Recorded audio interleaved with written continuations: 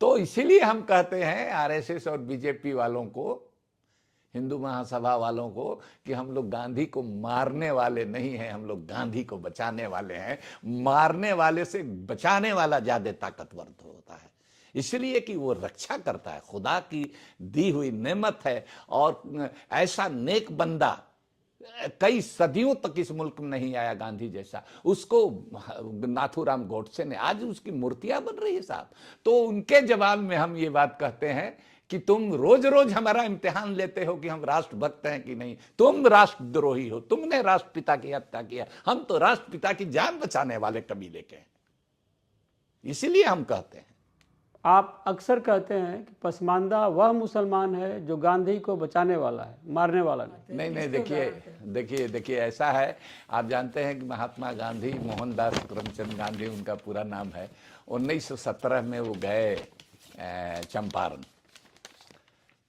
और चंपारण को ही ये श्रेय जाता है बिहार को कि उनको महात्मा गांधी कहा जाने लगा। मोहनदास, बैरिस्टर मोहनदास गांधी वो महात्मा गांधी हो गए। तो वहां पर नीलहे जमींदार किसानों का किस तरह से शोषण करते थे, तो गांधी जी गए थे वहां, उनके साथ राजेंद्र बाबू भी थे।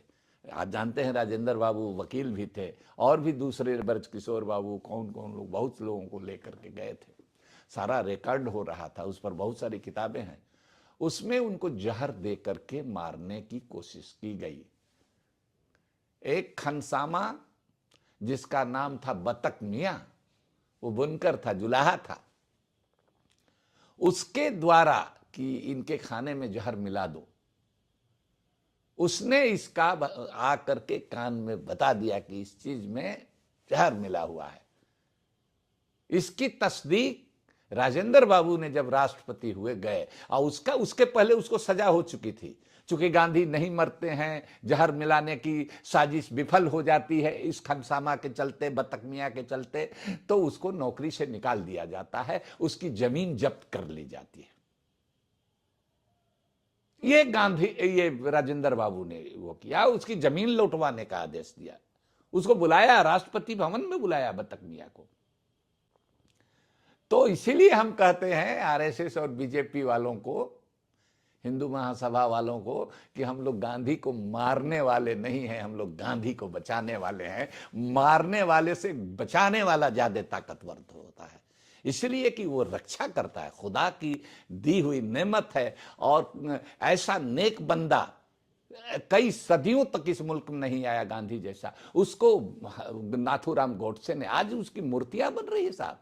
तो उनके जवाब में हम ये बात कहते हैं कि तुम रोज रोज हमारा इम्तिहान लेते हो कि हम राष्ट्रभक्त हैं कि नहीं। तुम राष्ट्रद्रोही हो, तुमने राष्ट्रपिता की हत्या किया। हम तो राष्ट्रपिता की जान बचाने वाले कबीले के हैं, इसीलिए हम कहते हैं।